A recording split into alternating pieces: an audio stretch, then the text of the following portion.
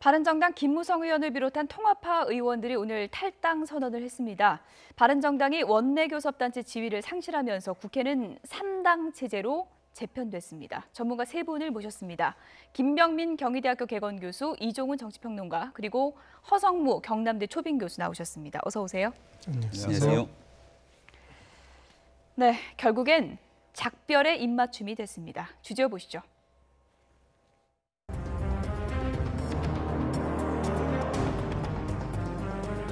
오늘 우리는 보수 대통합의 길에 나섭니다. 대한민국의 미래를 위해서 하나가 되어야 한다고 생각했습니다. 문재인 정부의 국정 폭주는 대한민국을 혼돈의 나락으로 이끌고 있습니다. 대한민국 보수가 큰 바다에서 다시 만나 하나가 될 수 있도록 분발합니다.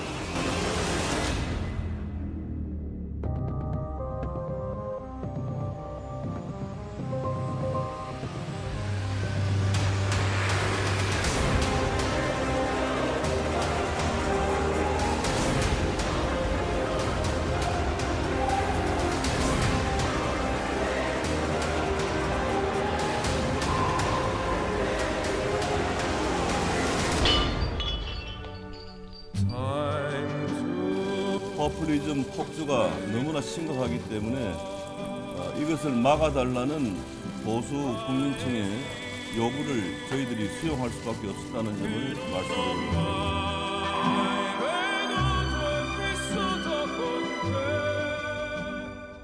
작은 문제들을 힘들어하지 않는 마음과 붙어버린다는 게 그게 자유였습니다. 마음과 붙어버린다는 게 그게 자유였습니다.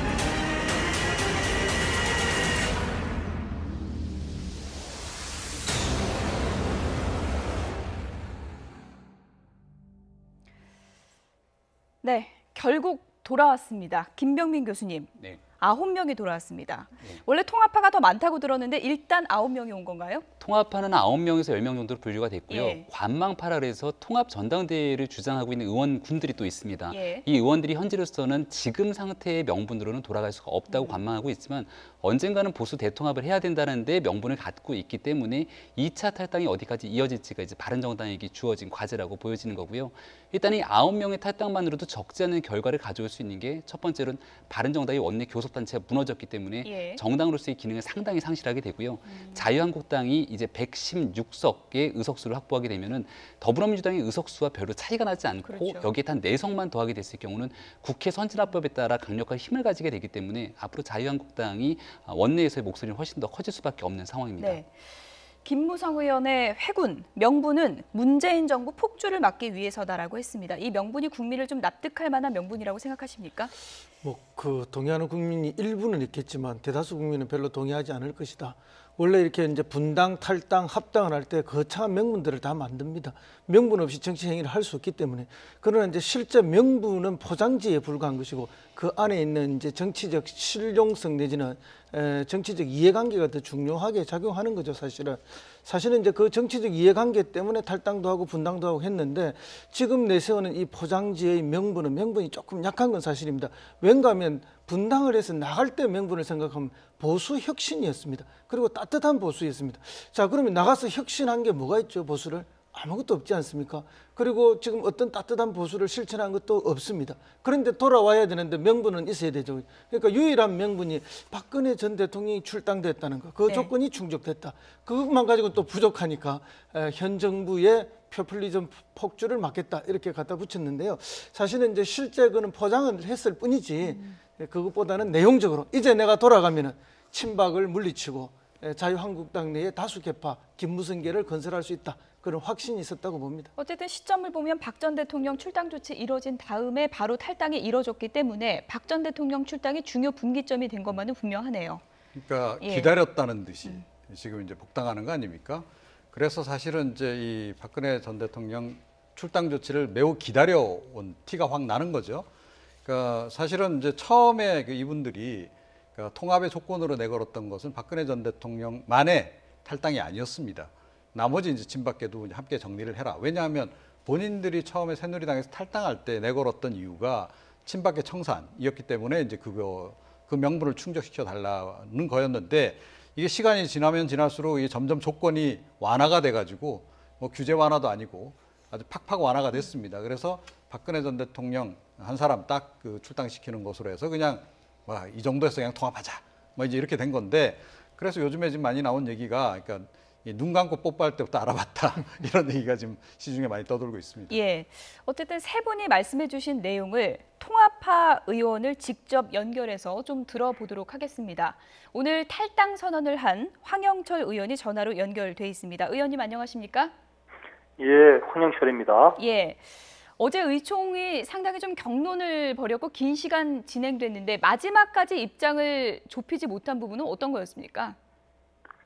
우리가 1차 의총을 마지막으로 탈당을 하게 될 거라고 생각을 했는데요. 1차 의총 때 남경필 지사를 중심으로 한 등도지대에 있는 의원님들과 예. 남경필 지사께서 우리 당대당 통합 우리 흩어지지 말고 하나로 갈 수 있는 방법을 모색해보자.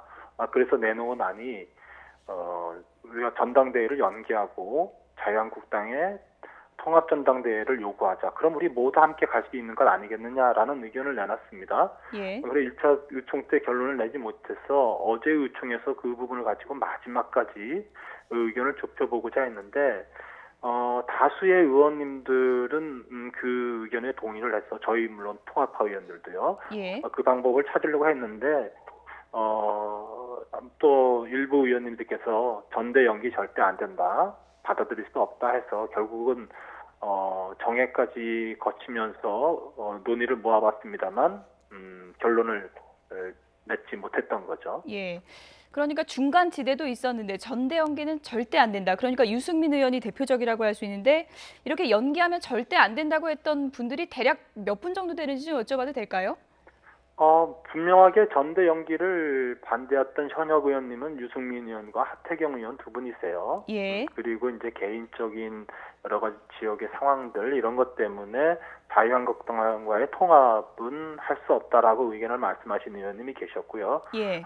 그 나머지 의원님들은 거의 다가 그래도 우리가 통합을 하게 된다면 자유한국당과의 통합을 통한 보수 대통합의 길이 우리가 가야 될 길이 아니냐 이런 의견들이 다수를 이뤘죠. 예. 오늘 뭐 탈당 기자회견 하시고 중립지대에 있다고 할 수 있는 남경필 지사하고도 얘기를 좀 해보셨습니까? 추후에 어떤 결정을 내릴 거로 보십니까? 아니요. 남 지사님하고는 아직 뭐 탈당 결정 이후에 이야기는 나눠보지 못했고요. 예. 지금 남경필 지사나 또 정병국 의원, 원희룡 지사, 남원정과 또 김세연 의원, 오신환 의원, 이학재 의원 등등의 중립지대 의원님들이 지금 고심을 할 거라고 보고 있습니다. 예. 이제는 뭐 설득해서 결단을 내리게 할 문제는 아니라고 보고요. 지금 여러 가지 사항들을 보시면서 어떻게 길을 가는 것이 좋을까 이제 고심을 하실 텐데 어제 의총에서는 이분들이 통합전대 요구를 통한 당대당 통합을 추진하자, 우리 흩어지지 말자라는 의견을 많이 말씀하셨던 분들이기 때문에 예. 아마도 오늘은 우리의 이 탈당 사태를 지켜보면서 매우 좀 가슴 아파하고 계시지 않을까 이런 생각이 듭니다. 예. 그러면 지금 상황을 보면은 아직 단정할 수는 없지만 추가 탈당 가능성도 높은 거네요? 제가 그거를 지금 단정적으로 말씀드릴 수는 없을 것 같습니다. 다만 어제 의총에서 나왔던 지향점이라고 봤을 때는 바른정당과 자유한국당과의 당대당 통합을 이야기했기 때문에 결국은 보수 대통합이라는 측면에서 저희와 뜻을 같이 하는 부분들이 있었던 거죠. 그렇기 때문에 아마도 어떤 결단을 하게 된다면 예. 자유한국당과의 통합 쪽으로 움직일 가능성은 좀 높지 않을까 이렇게 생각은 듭니다. 예. 김무성 유승민 의원, 뭐 KY다 이렇게도 이제 불렸는데 정치적 인연도 상당히 좀 길었고요, 또 깊었고요. 네. 바른정당 창업주인데 지금 결국은 결별을 하게 됐는데 두 분이 이렇게 정치적으로 완전히 틀어지게 된 결정적인 좀 계기라 그럴까요? 어떤 거였다고 볼 수 있을까요? 일단은 그 우리 바른정당을 창당하는 과정에서 출발점이 좀 틀렸다고 보고 있고요. 예. 김무성 대표는 본인이 모든 것을 내려놓고 반기문 총장님을 영입해서 대선 후보로 내세우려고 했던 것이고요. 유승민 후보는 물론 그 과정 중에서 일어나는 이제 본인이 대선 후보로 이제 나서게 되는 상황들, 그리고 우리 바른정당을 끌어가는 데 있어서 상당 부분 입장 차이가 몇 번씩 좀 노정되고 이랬던 부분들이 있었습니다. 그리고 저 현재 자유한국당을 또 평가하는 데 있어서도 상당 부분 두 분의 입장 차이가 있었고요. 그래서 이런 등등의 차이점을 봤을 때 예. 같은 길을 가기는 참 쉽지 않겠다라는 생각은 제가 같이 주변에 있으면서 많은 그런 느낌은 받았습니다. 그러나 예. 큰 정치인들이기 때문에 큰 대의와 명분에 있어서 뜻이 합해질 수 있고 같은 길을 갈 수도 있을 거라고 생각을 했는데 현재로서는 대단히 좀 아쉽습니다. 예. 어쨌든 어저께 의총에서 상당 부분 견해 차이를 보였고 다만 마지막 의총이 될 수 있으니까 우리가 서로에게 상처 주지 말고 그리고 쿨하게 정리하자 해서 나중에 마지막 나올 때는 서로 웃으면서 악수하면서 이렇게 헤어졌습니다. 예. 마지막은 웃는 모습으로 이제 쿨하게 헤어지자 이렇게 얘기했다는 얘기도 이제 전해주셨는데 이제 네. 퇴근 후도 좀 궁금합니다. 지금 한국당 문제가 서청원 네. 최경환 의원 출당 문제 아니겠습니까? 네네. 이 문제에 대해서는 지금 돌아가는 9분의 입장은 어떤 겁니까? 우리 사실은 의견 차이가 조금은 있습니다. 우리 이제 통합하러 나선 의원들 사이에서도 예. 각자 그래도 조금씩은 결이 다른 부분이 있는데요. 저는 개인적으로 자유한국당에서 박근혜 대통령의 출당 문제와 서청원 최경환 의원님의 출당 문제를 좀 깨끗하게 매듭져줬으면 좋았겠다 이런 생각은 했었습니다. 예. 그렇게 이루어지지 못한 상태에서 들어가서 조금은 개운하지 못한 그런 기분은 듭니다만 다만 탈당과 또 우리 이 합당이라는 과정에서는 어느 한쪽의 일방적인 입장만을 고집할 수는 없는 상황이거든요. 예. 상대가 있는 것이고요. 자유한국당의 현재 여러 가지 정치 세력 분포라든지 지형으로 봤을 때 서청원 최경환 의원의 출당 문제를 그렇게 쉽게 매듭질 수 있는 상황이 아니라는 것은 다들 눈에 보고 계시지 않습니까? 그래서 이거는 남은 숙제다 저는 이렇게 생각을 합니다. 현재로서는 기대를 걸고 있는 것은 그래도 홍준표 대표가 과거 청산 또 새로운 보수의 지평을 열기 위한 물꼬를 트기 위한 노력들을 하고 있다. 그래서 예. 홍준표 대표에게 좀 더 힘을 실어주는 그런 때가 아닌가 지금 예. 이렇게 생각하고요. 그런 노력을 들어가서도 해야 될 거라고 저는 마음의 준비를 하고 있습니다. 네. 끝으로 간략하게요. 많은 분들이 명분이 좀 약하다라는 네. 비판도 나오고 있습니다. 보수 네. 대통합이 보수 혁신으로 이어질 수 있을까요? 각오를 좀 밝혀주시죠. 이번에 저희들의 탈당이 대다수 국민들의 박수를 받으면서 할 거라고 생각하지도 않았고 기대도 할 수 없는 상황입니다. 지금 국민들은 우리 보수 진영에게 아주 따끔하게 지금 매질을 하고 계신 상황이거든요. 우리가 이런 상황들을 극복하고 앞으로 지지를 회복하기 위해서는 통합의 과정이 결국은 혁신의 과정과 연결되어야 한다고 보고요.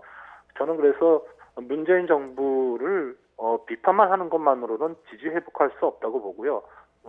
우리 자유한국당을 중심으로 한 보수 진영에서 국민들 눈높이에 맞는 정책도 만들어내고 또 이제 야당이지만 품격 있는 또 국민들의 공감을 얻어내는 야당의 모습들도 만들어내기 위한 그런 우리 자기 변신의 과정들도 있어야 된다고 생각합니다.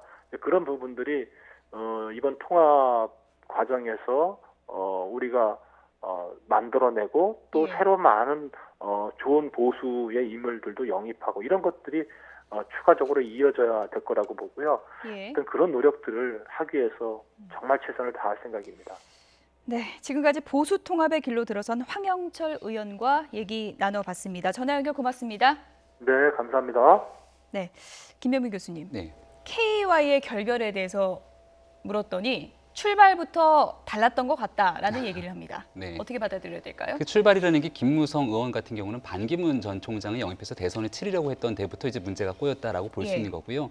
저는 더 나아가서 대통령 선거 당시에 유승민 후보의 마지막까지 끝가루 선거를 치르는 것이 사실은 불가능하다라고 김무성 의원은 얘기를 했고 그 중간적인 과정에서 후보 단일화를 이런저런 방식으로 고민했던 것 같습니다.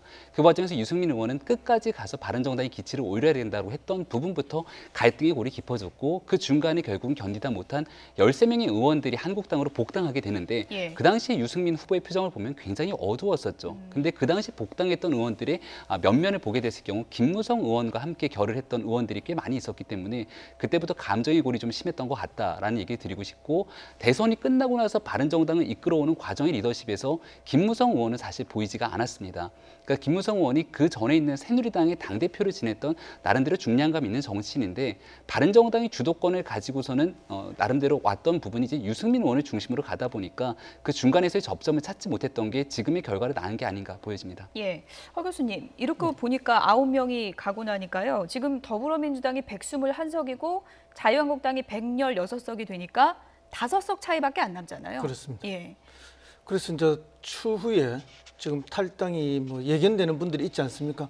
이미 뭐 주호영 원내대표는 뭐 전당대회 치르고 나면 가겠다 예. 이런 이야기를 하니까 원내대표가 떠나올 때 또 몇 명이 더 동반된다면은 이제 일당의 지위가 예. 바뀔 수도 있는 그런 이제 그거는 이제 정치권의 대변혁이거든요. 원내에서 일당되면 뭐가 좋은 겁니까? 당장 이제 예. 후반기 국회 의장을 예. 일당이 차지할 가능성이 높죠. 뿐만 아니라 이제 상임위 배정에서 주요 상임위를 먼저 배정받으려고 하는 그런 우세한 입장이 있기 때문에 예. 국회 운영의 이제 핵심을 국회의 권력이 넘어가는 겁니다. 사실 우리가 이제 대통령의 권력과 국회의 권력이 이제 양립해서 정치가 이루어지고 있는데 이 국회의 권력이 근본적으로 야당에 넘어가는 거니까 대통령 입장에서는 굉장히 받아들이기 어려운 그런 게 될 겁니다. 그렇게 되면 이것이 영향을 미쳐서 민주당도 어떤 형태의 변화를 모색하지 않을 수 없는 예. 압박을 받을 거라고 봅니다. 한국당 입장에선 5명만 모으면 이제 원내 일당 지위로 가게 되는 그런 상황이니까 황영철 의원이 조금 전에 지금 와서 설득 작업이 무슨 소용이 있겠냐 하는데 물밑 작업이 좀 있겠죠. 저는 예.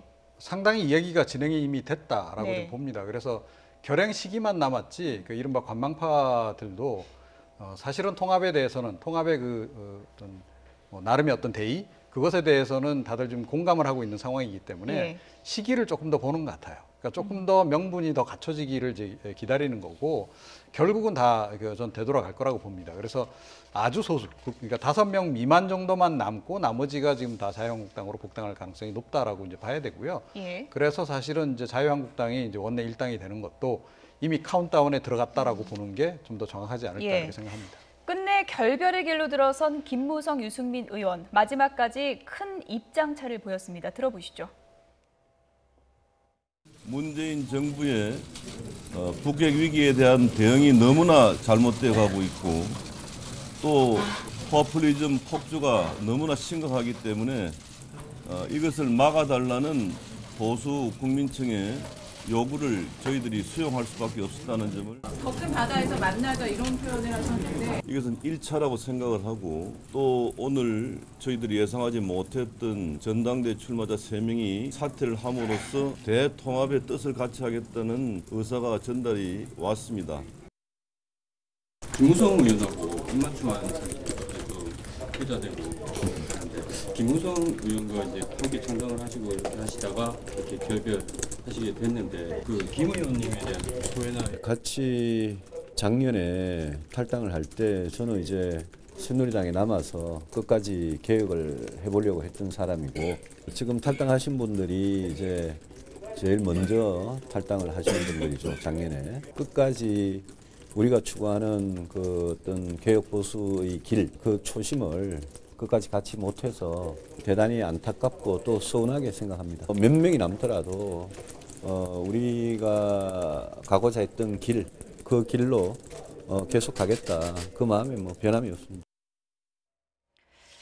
유승민 의원 입장에서만 보면 좀 억울한 게 난 안 나가겠다고 할 때 나오라고 그렇게 해서 나왔더니 다 가버렸다. 지금 이거 아닙니까? 그러니까 이거는 사실이죠. 왜냐하면 과거 새누리당이 굉장히 큰 어려움에 처하고 그 당시에 분당 열차를 타기 시작했을 때 유승민 의원의 탈당이 결행이 돼야지만 탈당해서 나오게 되는 그 당시 같이 이제 바른정당이 위상을 가지고 클 수가 있었던 거거든요. 근데 유승민 의원은 굉장히 좀 보수적인 성향을 갖고 있었기 때문에 보수가 분열하면 안 된다는 생각을 갖고 있었던 겁니다. 따라서 나는 끝까지 안 나가겠다 그랬다 나갔는데 나가자고 해서 제일 먼저 탈당한 사람들이 돌아가더라라고 해서 여기다 이제 서운함을 내비치는 건데요. 그러니까 유승민 의원도 사실은 대선 후보까지 지내신 분이고 이제 정치라는 사람이기 때문에 본인이 지향하는 정치적 가치는 충분히 이해를 하나 왜 바른정당에 있는 통합파 의원들이 애써 한국당으로 돌아가려고 하는 것인가를 봐야 되거든요. 그건 내년도 지방선거가 있기 때문에 본인이 지역구에서 지방선거로 나가려고 하는 대다수의 사람들이 복당하지 않으면 선거를 치를 수가 없다라고 얘기를 하고 있기 때문에 그런 겁니다. 그러니까 그런 과정 속에서 나와 함께 끝까지 자강파로 바른정당을 지키려면 이런 가능성 때문에 성공할 수 있다는 비전을 보여줘야 되는데 그런 설득의 작업들이 좀 부족했다라는 게 지금 바른정당 내에 있기 때문에 나머지는 11명과 함께 끝까지 가고자 하는 의지가 있다면 앞으로 유승민 의원의 리더십이 어떻게 발휘되는지가 굉장히 주목되는 대목입니다. 허 교수님, 오늘 뉴스가 나오니까 많은 네티즌들이 댓글을 단 게 이러려고 뽀뽀했나 이런 얘기를 많이 달았습니다. 그러니까 화해한다고 한 지가 얼마 안 된 것 같은데요. 근데 그건 이제 뭐 이별을 예고하는 뽀뽀였다 이렇게 봐야죠. 뭐 더 강한 사랑을 확인하는 뽀뽀가 아니라 사실상은 이제 겉으로는 뭐 친해지자 화합하자 했지만 내면적으로는 이별을 이미 예고하고 있었다 이렇게 보입니다. 갈 길이 서로 달랐다는 거죠. 결국은 유승민 의원은 이제 뭐 가는 길 자체가 어쨌든 사실은 정치 입문할 때 그 유해창 전 총재의 비서실장으로 입문하지 않았습니까? 그분처럼 이렇게 이제 조금 협의하지만 자기 원칙을 고수하는 그런 스타일이기 때문에 자기 갈 길이 분명한 것이고요. 거기에 비해서 사실 뭐 김무성 전 대표는 이 세의 정치를 잘 아는 분입니다. 김영삼 대표로부터 이제 총재로부터 입문하지 않았습니까? 정치는 세력이다라고 이렇게 규정하는 분들이거든요. 그러니까 세의 정치를 능수능란하게 하는 거니까 갈 길이 완전히 다른 사람이기 때문에 움직일 때 좀 많은 분들이 같이 가더라고요. 그렇습니다. 정치를 세력이라고 보는 사람들이기 때문에 이 새를 모아 다니는 거죠. 그 두 분의 길은 서로가 다를 수밖에 없었다 이렇게 보이는데요. 자관 이것이 가지고 있는 이 의미가 이제 소용돌이 치는 정계 개편으로 갈 것이다 이렇게 봅니다. 예사롭지 않은 입맞춤이었던 거는 분명한 것 같고요. 어쨌든 한국당의 지금 남은 과제는 서청원, 최경환 의원 출당 문제인데요. 이 부분이 어떻게 매듭 지어질지 상당히 관심인데 정치구단 박지원 의원은 이렇게 얘기를 했습니다. 들어보시죠. 네, 저는 어렵다고 생각합니다. 그런데 홍준표의 그 수를 여기서 읽어야 돼요. 바른정당 의원들이 들어오면은 원내 의석수는 최경환, 서청원도 포함되기 때문에 제1당을 만들려고 하는 수예요. 놔두면은 의석수는 많고 정치자금 배당도 많이 오고 그 뭐 괜히 친박들하고 갈라질 필요 없단 말이에요. 그렇기 때문에 저는 재수처만 할 것이다. 네, 재수처만 하고 역시 홍준표 대표의 수를 청와대나 민주당은 못 당한다. 정치구단도 인정한 홍준표 대표의 수다. 뭐 이렇게 해서 기사가 많이 나왔던데요. 어떻게 보십니까? 이게 일종의 그냥 제스처일까요? 네, 저는 처음부터 그러니까 이 홍준표 대표가 이 서청원, 최경환 두 의원을 출당시킬 의사가 없었다고 봅니다. 근데 다만 이제 이 바른정당으로 간 이제 독립한 이 사람들을 끌어오기 위해서는 친박계 그 어찌됐건 정리를 좀 본인이 직접 하겠다라고 계속 이야기를 했어야 될 필요성이 있는 거죠.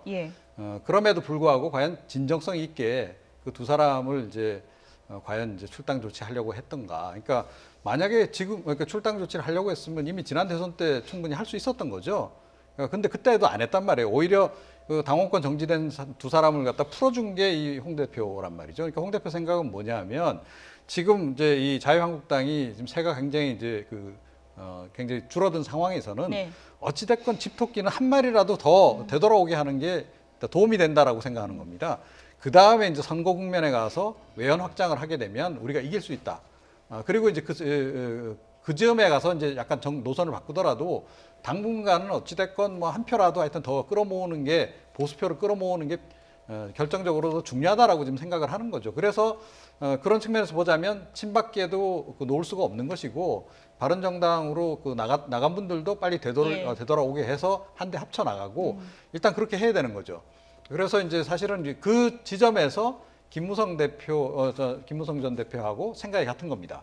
역시 세력이다. 예. 그런 판단을 지금 하고 있는 거죠. 예, 간략하게요. 유승민 의원 지금 얘기 들어보니까 자강파는 몇 명 안 되는 것 같은데 앞으로 정치는 현실이지 않겠습니까? 네. 어떤 움직임을 보일 걸로 보십니까? 아까 황영철 의원 얘기 들어보니까 유승민 의원, 하태경 의원 2명을 지목을 했고요. 예. 여기 이제 나오지 않은 인물이 이해운 전 대표라든지 그리고 이 과정 속에서 박인숙 의원이라든지 한 4-5명 정도는 자강파로 분류가 될 수 있겠습니다만은 마찬가지로 여전히 끝까지 버텨낼 수 있는 힘은 여론에 달려 있는 거거든요. 근데 그 여론이 지지하지 않는 상황에서 이대로 지속이 된다면 유승민 의원도 버티기가 쉽지가 않을 겁니다. 따라서 남은 11명의 의원들과 함께 지금부터라도 바른정당이 내년도 지방선거의 비전과 플랜을 가지고 이렇게 갈 수 있다는 희망을 줘야 되는데 그런 가능성을 모색하지 못했을 경우에 탈출구는 단 한 가지가 이제 국민의당의 안철수 대표와 뭐 힘을 합치는 경우의 가능성들이 있는 거거든요. 아마 이런 그 새로운 가능성들을 모색하는 과정 속에서 굉장히 좀 바쁜 한 주를 보내지 않을까 이렇게 보여집니다. 예. 유승민 의원의 앞으로 이정표가 어떻게 될지도 관심 있게 지켜보도록 하겠습니다. 다른 얘기 좀 해보겠습니다. 신 브로맨스다. 뭐 이런 얘기까지 나오고 있는데요. 비결이 뭘까요? 취재해 보시죠.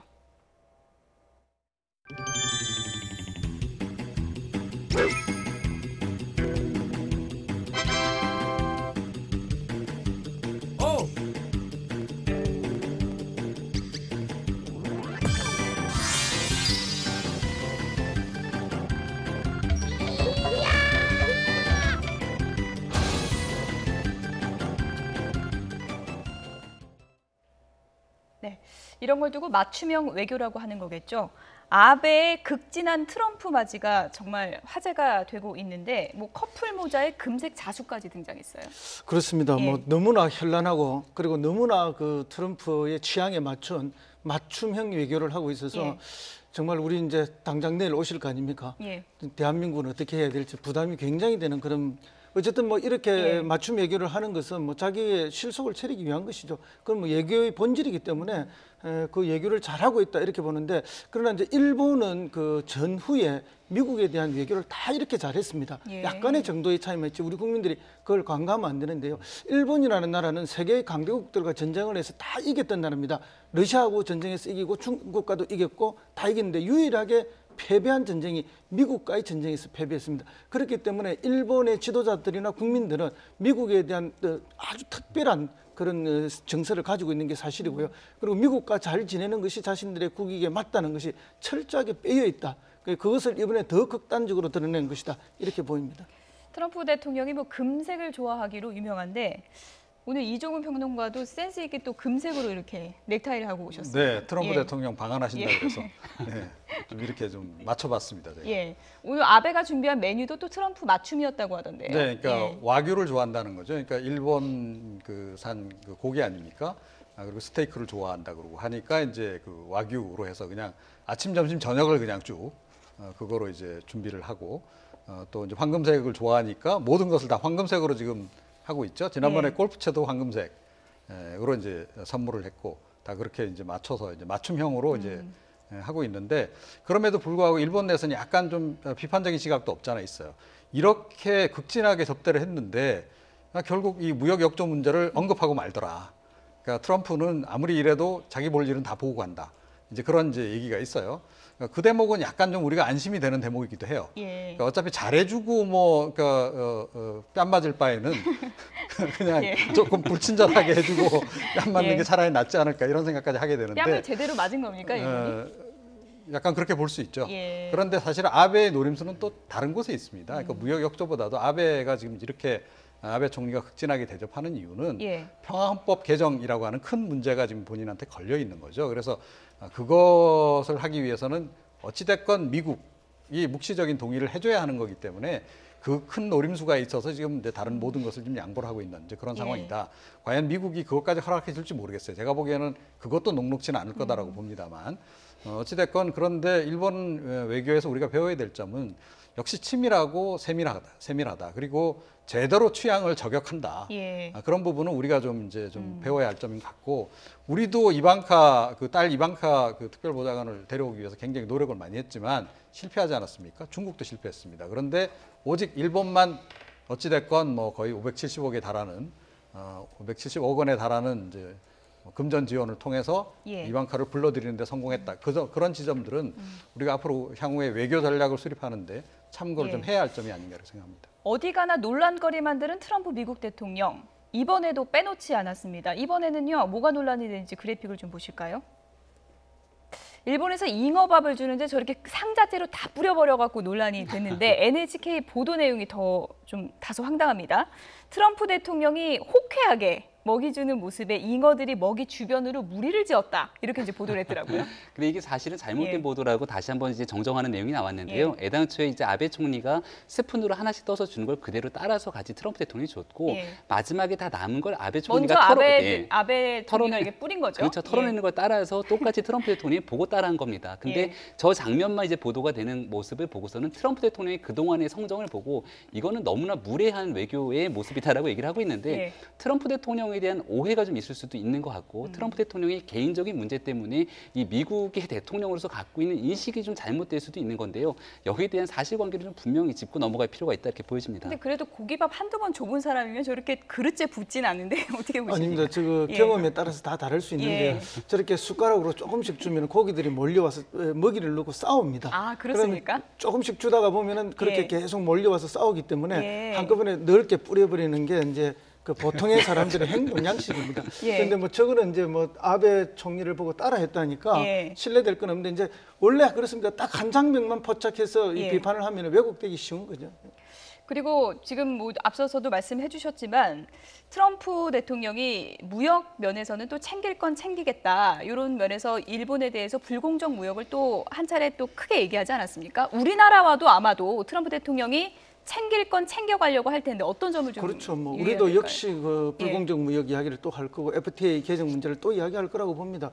왜냐하면 지금 트럼프 대통령이 미국 국내에서 지지율이 매우 낮습니다. 예. 그 지지율을 외교를 통해서 극복하려고 할 수밖에 없거든요. 그렇다 보면 자기를 지지했던 그 지지층을 결집시키고 또 지지를 회복하기 위해서는 결국은 그 통상 문제에 대해서 강한 불만을 드러낼 수밖에 없을 거라고 보고요. 그것이 이제 외교를 통한 국내 정치의 활용으로 트럼프 대통령 역시 이용한다. 그걸 뭐 우리가 인지하고 있으니까 예. 우리 정부도 충분히 잘 대응하리라고 봅니다. 네. 이렇게 일본에서 숱한 화제를 뿌린 트럼프 대통령 내일 한국을 방문합니다. 청와대도 지금 바쁘게 준비하고 있는데요. 얘기를 좀 들어보시죠.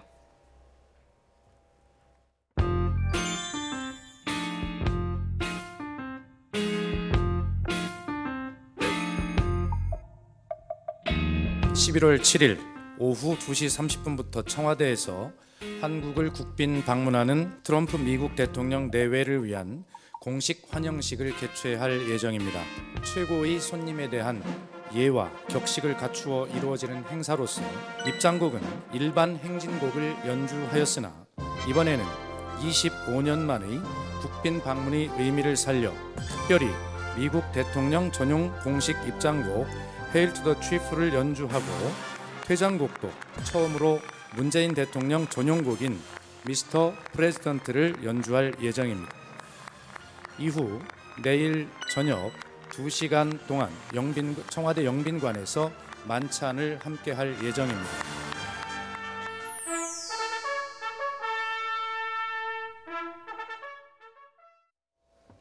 네. 한미 정상 사이에도 브로맨스가 연출될지 내일 좀 지켜보도록 하겠습니다. 아무래도 청와대에서도 지금 상당히 신경 쓰면서 준비를 하고 있을 텐데 공식 환영식 입장곡하고 퇴장곡부터 좀 남다르다 그래요? 예. 예. 그러니까 조금 전에 이제 소개가 됐습니다만 이제 그 대통령을 상징하는 곡이 이제 있거든요. 예. 이제 뭐 그 사실은 공식 행사할 때 가끔씩 등장하는 그런 곡이긴 한데 이번에 이제 그런 곡을 이제 연주를 한다는 거고 그렇긴 한데요. 그러니까 뭐 그것보다 더 중요한 거는 역시 그 정상회담 내용이 이제 가장 중요할 것 같고 그다음에 이제 트럼프 대통령이 국회 연설에서 어떤 메시지를 내놓을까 이제 이게 굉장히 중요할 것 같은데 어차피 청구서는 날아올 것이다. 저는 그렇게 생각을 합니다. 청구서요? 예, 그런데 그럼 우리는 가만히 있을 거냐? 우리도 청구서를 좀 제대로 준비를 하는 게 좋지 않을까 이렇게 생각을 해요. 그러니까 이 아베 총리에 대해서 그 트럼프 대통령이 그 무역 역조도 얘기했지만 그러니까 미국의 좋은 무기를 그것도 아주 많이 사면 북한 미사일도 막을 수 있다 이런 얘기도 했거든요. 그러니까 그 요구도 분명히 이번에 할 겁니다. 그러니까 어차피 우리가 이제 미국의 전략 자산을 취득을 해야 된다 그러면 제대로 된 전략 자산을 이제 취득하게 하도록 노력을 해야 하고 그걸 이번에 아예 관철을 시켜서 그냥 못을 딱 박아버리는 그런 그 식으로 우리도 좀 이제 대응을 할 필요도 있다. 그리고 한미 FTA 부분에서도 이번에 아마 분명히 반도체 얘기까지 할 것 같아요. 이제까지는 뭐 철강이라든가 자동차 얘기만 했는데 뭐 반도체랄지 또 뭐 태양광이랄지 그런 얘기까지 또 할 것 같은데 그런 거에 대해서 충분히 대응을 하고 그에 대응해서 그 반도체나 예를 들어서 태양광을 우리가 미국에 수출 안 할 경우에 미국 경제가 어려워질 수도 있다라고 하는 점도 좀 강조를 하면서 좀 호혜적으로 문제를 풀어가는. 어차피 제가 보기에는 아베 총리만큼 이렇게 개인적으로 친분 쌓기는 좀 어렵다고 봐요. 그냥 냉정하게 따질 건 따지고 이렇게 하는 게 차라리 낫지 않을까 이렇게 생각합니다. 그래서 어떻게 될지 모르는 거죠. 그래서 일정에 보면 이제 맨 처음 오시자마자 팽택 미군 기지를 가지 않습니까? 그 미군 기지가 세계에서 가장 최신화되고 최대 규모의 미군 기지 아닙니까? 그 기지 건설에 우리가 11조가 넘는 돈이 지금 들어갔고 앞으로도 추가로 들어갈 겁니다. 왜 그러면 거기를 가시게 지금 하는가 하는 것은 우리가 충분히 많은 비용을 지불하고 있다는 것을 트럼프 대통령이 눈으로 확인시키려고 하는 겁니다. 국빈만찬 빛낼 음악도 상당히 좀 청와대가 자세히 소개를 했는데요. 그래픽으로 저희가 준비해봤습니다. 함께 보시죠. KBS 교향악단 경기병서곡이 연주된다고 하고요. 그리고 이거는 청와대 18번이다 이렇게도 불릴 수 있을 것 같은데 가수 박효신 씨가 노래를 하는 거죠. 야생화. 이 노래 저도 참 좋아하긴 하는데 트럼프 대통령이 이걸 좀 이해하실 수 있을까? 이것도 좀 난제예요. 뭐 이해를 못하더라도 해설을 미리 드리지 않겠습니까? 누군가 기뜸을 하든지. 그래서 이제 뭐 한미 관계가 정말 뭐 해방 이후에 그러니까 이제 전 일제 독립으로부터 이제 뭐 이렇게 분단도 있었고 그 이후에 이제 미소 공동위원회부터 지금까지 이어져 있는데 그 속에 이제 전쟁을 같이 했던 경험도 있고 또 월남전에도 우리가 파병했던 적도 있고 좋았던 적도 있고 나빴던 적도 있는데 그 모든 어려움을 다 극복해서 지금 굳건한 한미 동맹을 맺어가고 있다 그런 의미 아니겠습니까? 그래서 이 야생화라는 게 뭐 어려운 환경 속에서 아름다운 꽃을 피우듯이 한미 동맹도 수많은 난관을 뚫고 그렇게 아주 위대한 동맹으로 발전시키겠다 그런 의미라고 봅니다. 이 노래의 뜻이 좀 잘 전달이 됐으면 좋겠다는 또 생각이 들고요. 김병미 교수님. 무엇보다 한미 간 최대 난제는 안보 문제 아니겠습니까? 이것에 대해서 우리가 얻을 걸 확실하게 얻는 전략이 제일 중요할 텐데 어떤 걸까요? 그러니까 북핵 문제에 대해서 결국은 한미 정상회담 과정에서 미국이 군사 옵션 얘기를 거론하냐 마냐가 최대 관심사 아니겠습니까? 그러니까 우리 정부가 취할 수 있는 선택은 절대 한반도에서 전쟁은 안 된다라고 하는 굳건한 선택지를 박아놨기 때문에 여기에 대해서 외교적 입지가 좀 좁아지는 것이 아닌가라는 얘기가 나오고 있는 거고요. 두 번째로 이제 전자권 환수 문제에 대해서도 강하게 시기를 규정하게 되는 순간 이 빈센트 브룩스 미국 사령관이 얘기했던 것처럼 이 뭔가 우리 외교에 좀 입지가 좁아질 수 있는 가능성들이 있는 겁니다. 트럼프 대통령과 대한민국이 갖고 있는 공통점 한 가지라면은 북핵 문제를 해결해야 된다라고 하는 중요한 공통점들을 갖고 있기 때문에 대한민국도 굳건한 한미 동맹 속에서 북핵 문제를 해결하는데 트럼프 대통령과 미국의 군사력과 미국의 외교력들을 최대한 활용할 수 있는 그런 그 한미 정상회담의 과정을 이끄는 게 지금 주어진 가장 큰 숙제라고 보여집니다. 지난 백악관 한미 정상회담 때는 두 정상이 또 파란색 커플 넥타이를 했는데 내일은 두 정상이 어떤 색 넥타이를 멜지도 또 관전 포인트인 것 같습니다. 김병민 경희대학교 개건교수, 이종훈 정치평론가, 허성무 경남대 초빙교수 세 분이었습니다. 고맙습니다.